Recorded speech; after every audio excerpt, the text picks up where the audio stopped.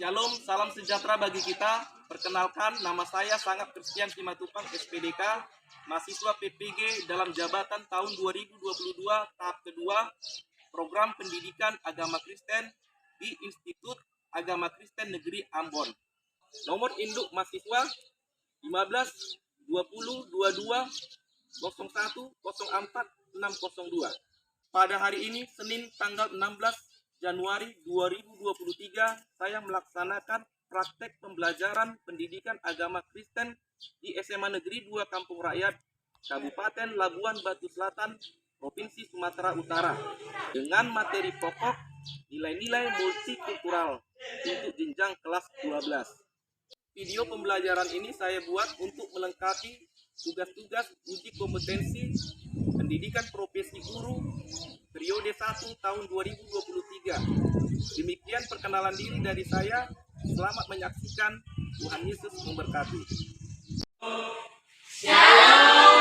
Selamat siang. Siang, Pak. Kabarnya, Nak? Baik, Pak. Syukur kita sampaikan kepada Tuhan Yesus Kristus. Hari ini kita masih boleh kembali bertemu di ruangan ini untuk melaksanakan kegiatan belajar.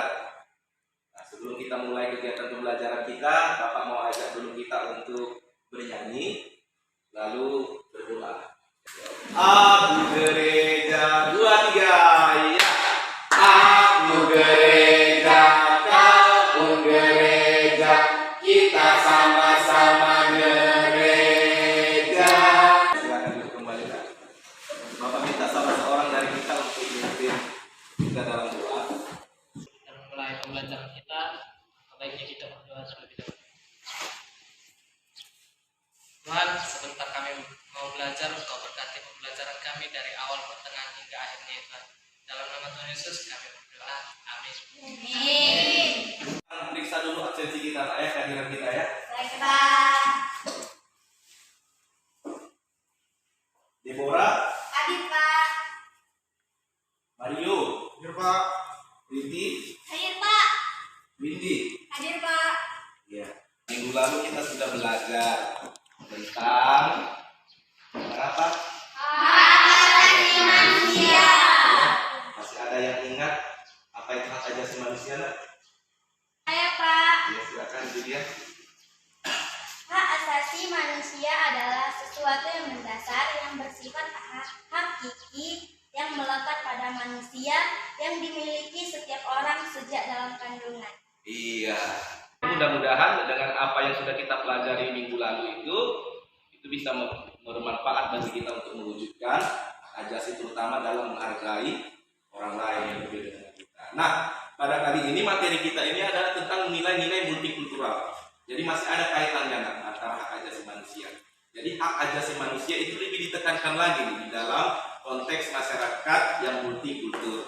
Karena tidak ada masyarakat yang multikultur tanpa menghargai hak-hak setiap orang.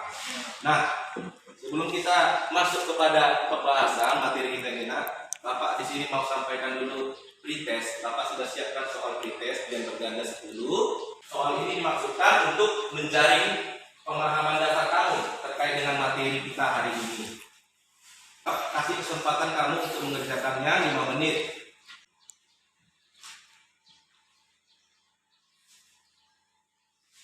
Nah, waktunya selesai ya. Silakan dikumpul, Nak.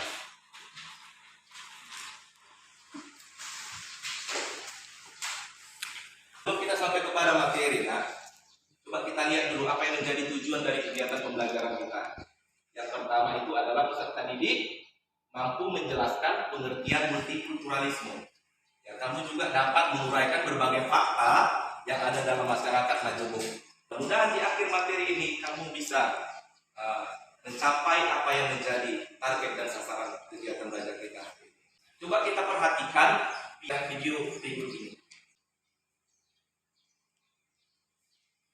Sudah kalian menyaksikan tayangan video tadi? Fakta apa yang kamu temukan dari video tersebut?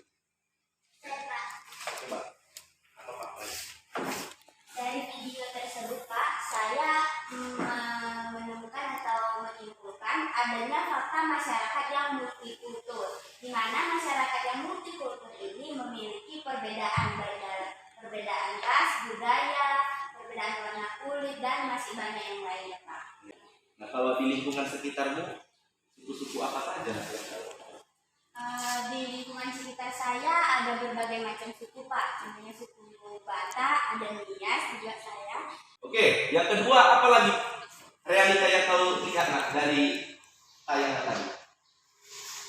Saya Pak, Silakan.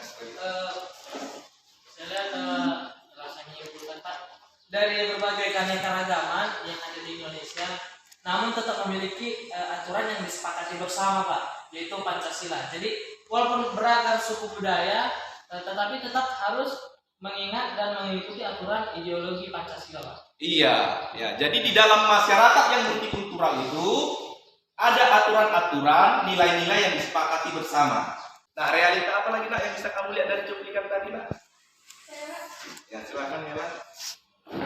Dari yang video yang saya amati Pak, ternyata dari perbedaan tadi juga berpotensi Pak dapat Iya. mengakibatkan suatu konflik.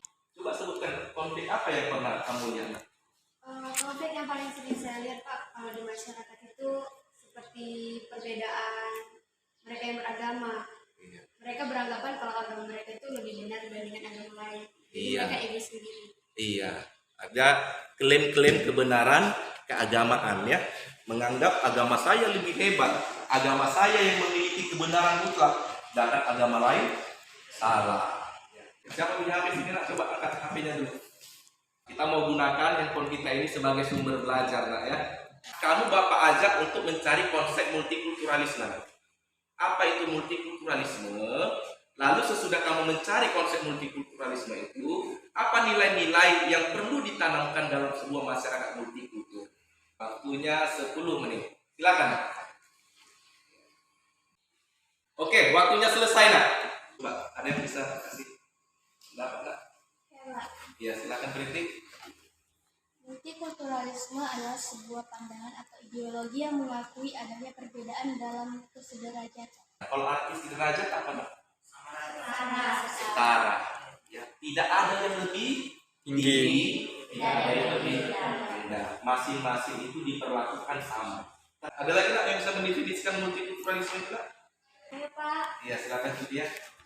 Multikulturalisme adalah istilah yang digunakan untuk menjelaskan pandangan tentang ragam kehidupan di dunia atau kebijakan kebudayaan yang menekankan penerimaan tentang adanya keberagaman, kebinekaan, pluralitas sebagai realitas utama dalam kehidupan masyarakat, menyangkut nilai-nilai, sistem sosial budaya, dan budaya mereka atau politik yang mereka anut. Dari konsep tadi, Bapak minta kamu nak untuk menuliskan dulu nak nilai-nilai multikultur yang perlu kita kembangkan dalam kehidupan masyarakat kita yang maju. Kamu boleh tuliskan satu di dalam kertas ini.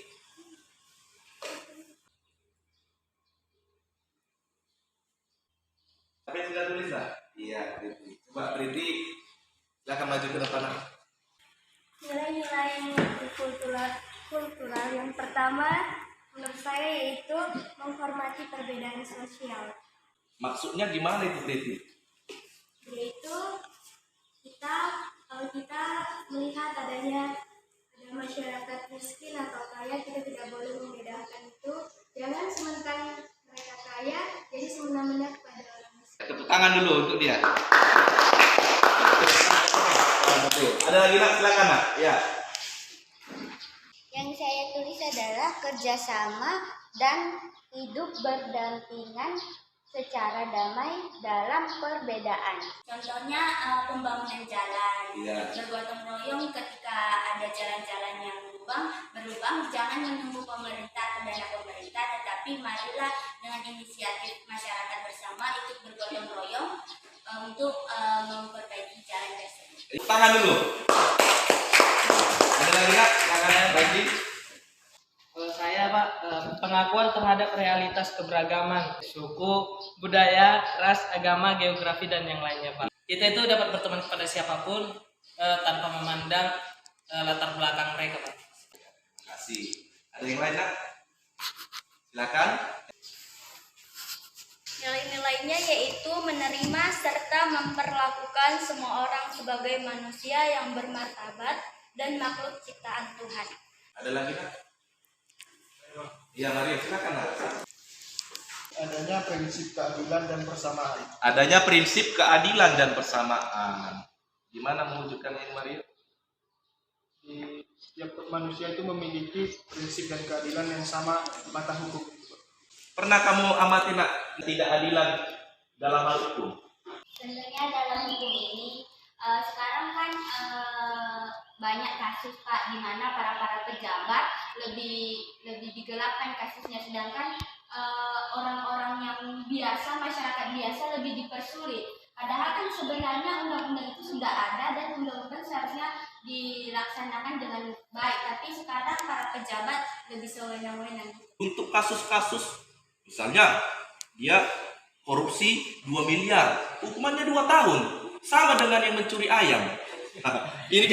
Ini kasus-kasus yang tidak adil secara hukum ya. Nah, jadi masyarakat multikultural itu menekankan persamaan dan keadilan secara hukum. Nah, gitu ya Mario ya. Oke, ada lagi nak? Silakan nak. Tidak berprasangka buruk terhadap orang yang berbeda latar belakang. Jangan karena dia berbeda dari kita langsung menganggap mereka itu dengan buruk, atau misalnya kalau kita misalkan seperti saya kan orang Batak kan Pak, jadi saya melihat orang Jawa ini sepertinya mereka ini sering-sering pakai unta seperti itu, dan juga kita merasa kayak fanatik dengan mereka gitu. Dalam masyarakat multikultural itu kita harus bisa tinggalkan prasangka buruk terhadap orang. Jangan terus kita menilai orang berdasarkan dugaan-dugaan yang belum tentu benar kenyataannya seperti itu. Saya mengambil nilai-nilai multikulturalisme itu yaitu tidak mengabaikan kelompok minoritas. Apa yang kamu tulis ini nggak semua, itulah memang benar seperti itu ya. Nilai-nilai multikultural itu sebagaimana yang sudah kamu sampaikan.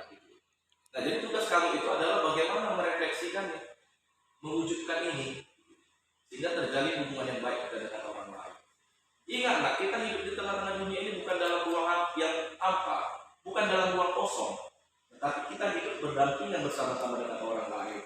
Di sekolah kamu akan lihat itu ada perbedaan dengan teman-temanmu yang berbeda agama seperti denganmu. Di masyarakat juga kamu bisa lihat, ya kan? Di dalam lingkungan keluarga mungkin saja kita berbeda pandangan dengan orang tua.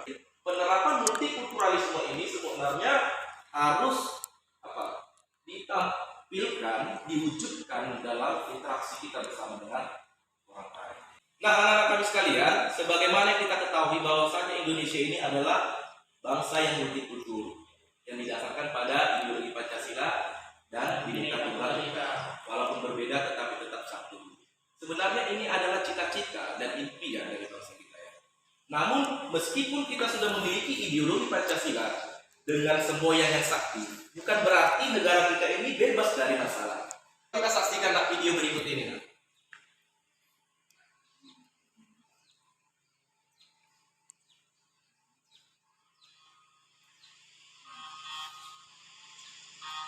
Sesudah kalian menyaksikan video tadi, coba identifikasi faktor-faktor penghambat dalam mewujudkan masyarakat multikultural.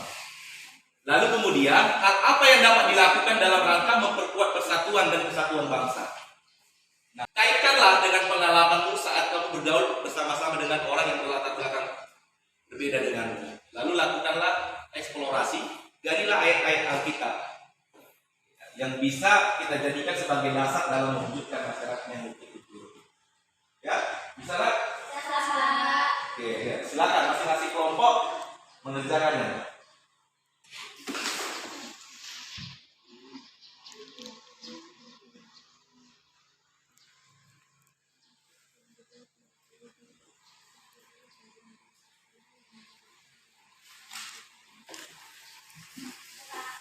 Sudah? Sudah Pak. Kelompok 1 sudah. Gimana kelompok 2 nak? Sudah Pak. Sudah, Pak. Oke, sudah. Kalau sudah, Bapak minta ketua kelompoknya membacakan dulu hasil diskusinya. ujaran kebencian ini dari pengalaman yang saya alami Pak, itu adanya hinaan. Karena mungkin karena kami Batak atau Kristen, banyak yang bilang ih mereka makan babi haram gitu Pak, kayak gitu. Terus sama mereka. Iya. Iya. Jadi yang pertama, faktor pertama ujaran kebencian ya. Nah biasanya orang benci, tidak suka terhadap kita karena memang kita dianggap ini berbeda dengan mereka. Selain ujaran kebencian, faktor apa lagi nak? Ada bisa dari kelompok satu? Iya. Faktor penghambat yang lainnya adalah dalam kehidupan sehari-hari, yaitu adanya sikap fanatisme Pak, atau sikap tertutup. Orang yang berbeda agama, contohnya kita Kristen, orang-orang yang beda agama tidak mau berteman dengan kita. Fanatik ya, fanatisme. Biasanya fanatisme ini adalah sikap yang tertutup terhadap keberagaman. Biasanya kalau yang fanatik ini memang masih menganggap ada sekat-sekat perbedaan di antara kita. Nah, untuk menjawab pertanyaan kedua, hal apa yang perlu dilakukan dalam rangka memperkuat persatuan?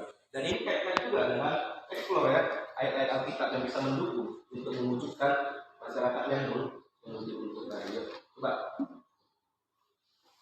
Ya, apa tadi nak kasih kelompoknya? Saya mengambil ayat Alkitab pada Kejadian 1 ayat 26.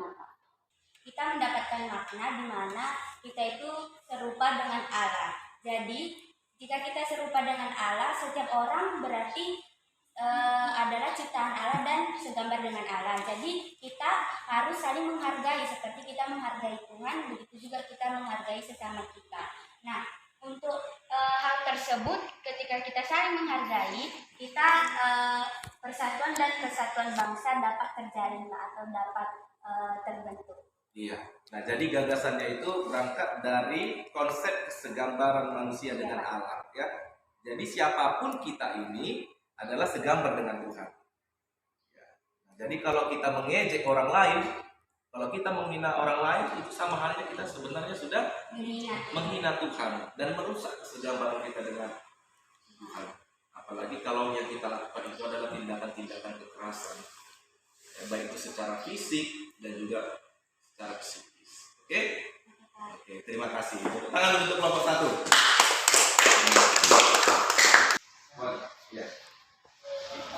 Yang pertama itu yang mengidentifikasi faktor-faktor penghambat dalam mewujudkan masyarakat multikultural itu Pak, seperti prasangka buruk Pak. Ya. Jadi saya pernah kejadian ini melihat dari sosial media ya Pak. Jadi dia memvideokan dia sedang memberi gitu bantuan kepada para pemulung dan orang-orang yang kekurangan gitu Pak. Cuman ada orang yang langsung berprasangka dan komen di situ Pak, alah hanya demi tenar dibuatlah video kayak gini supaya dia dianggap baik Pak. Padahal menurut saya kita itu tidak perlu mengambil sisi buruknya ya, kita ambil sisi baiknya aja.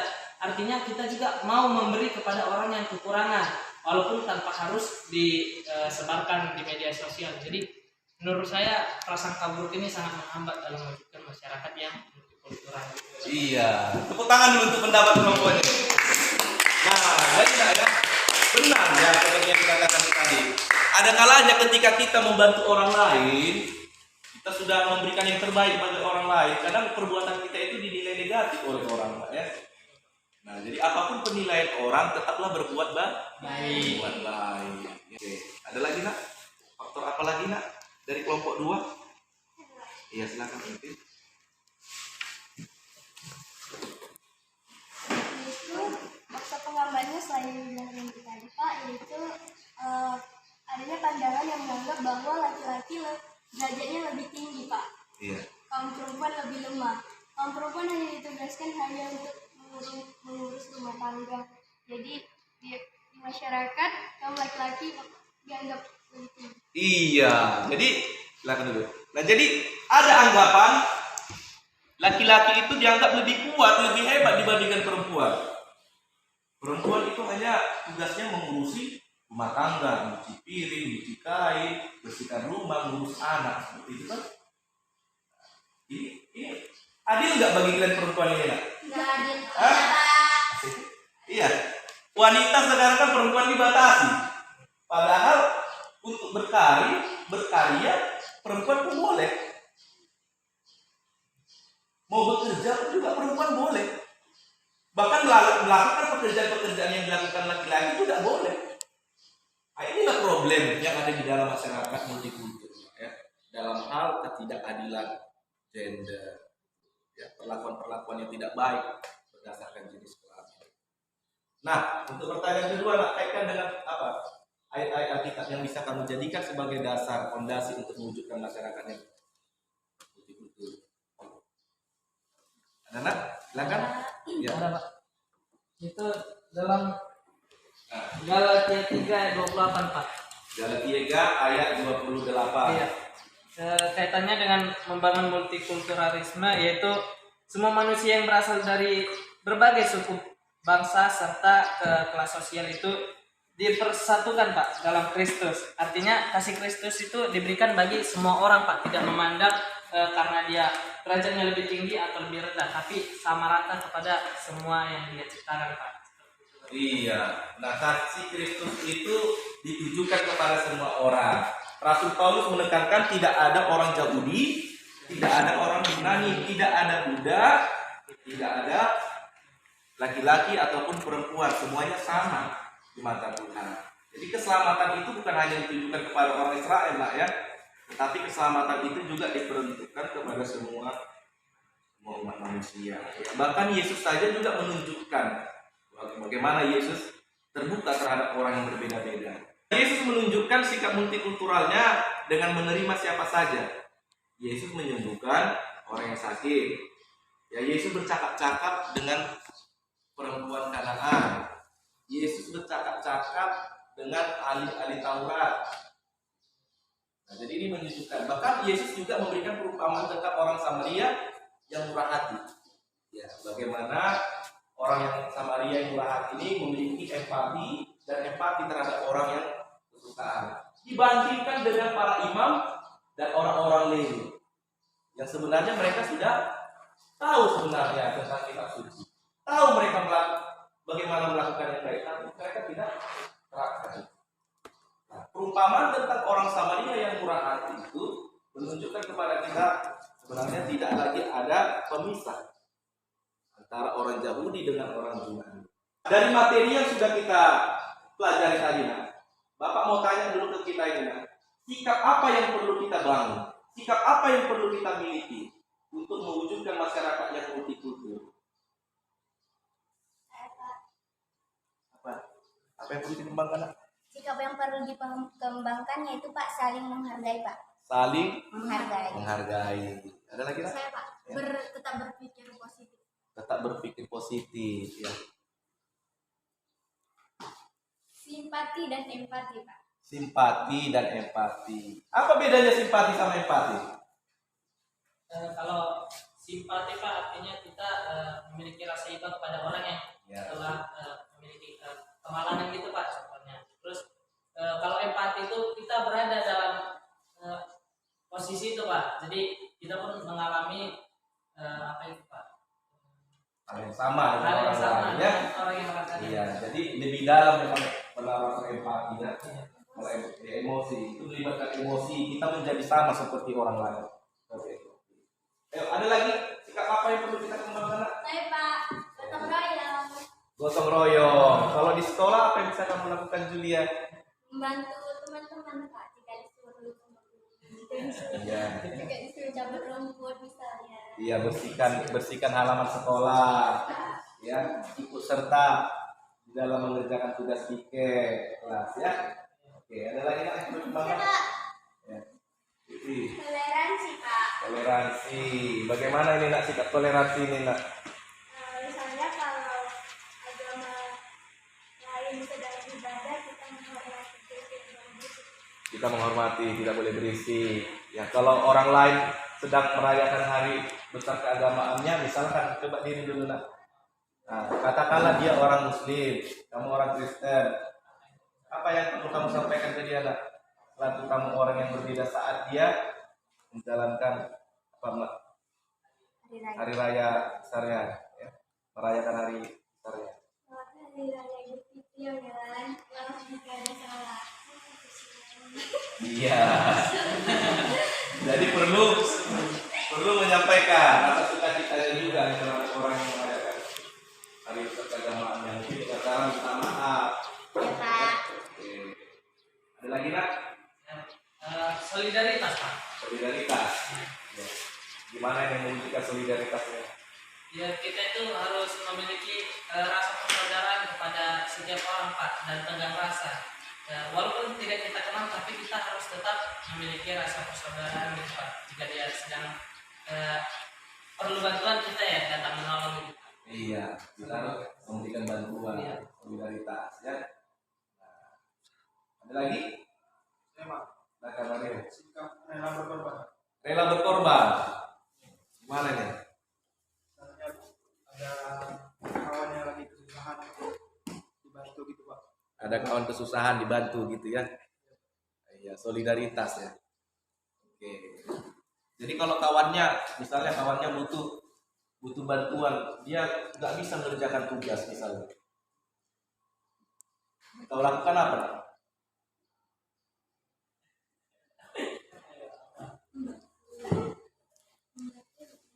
Nah, iya, coba yang lain. Nah. Kalau ada temannya tidak mampu mengerjakan tugas, yang kau lakukan sebagai teman itu apa? Iya. Tidak memberikannya contekan, tetapi menjelaskan.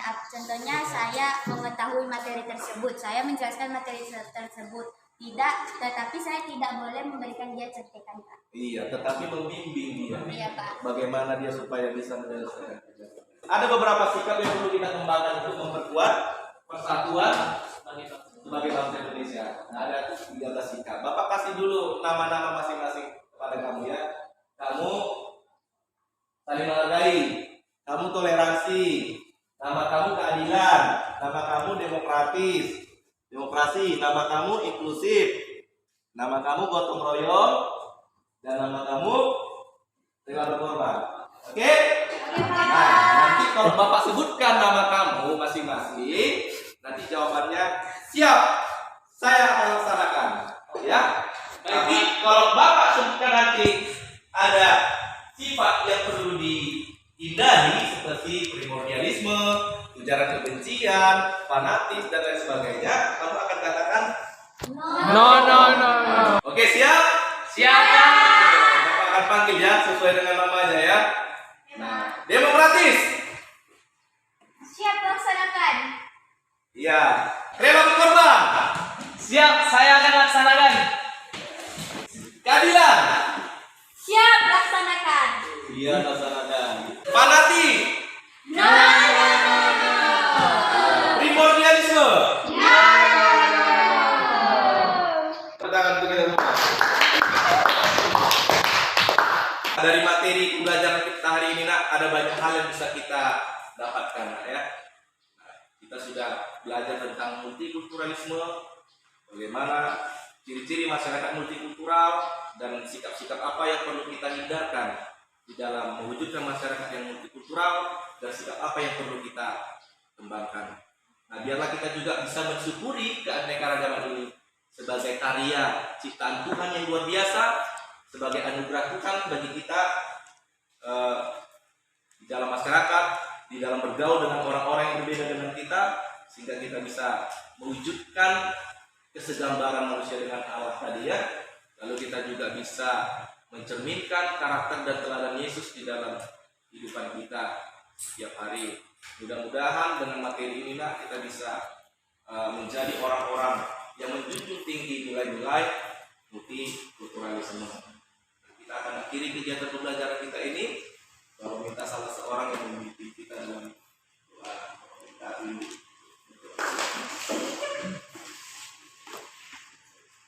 Baik teman-teman, untuk mengakhiri pembelajaran kita pada hari ini, mari kita bersatu berdoa. Terima kasih Tuhan, terima kasih Bapak.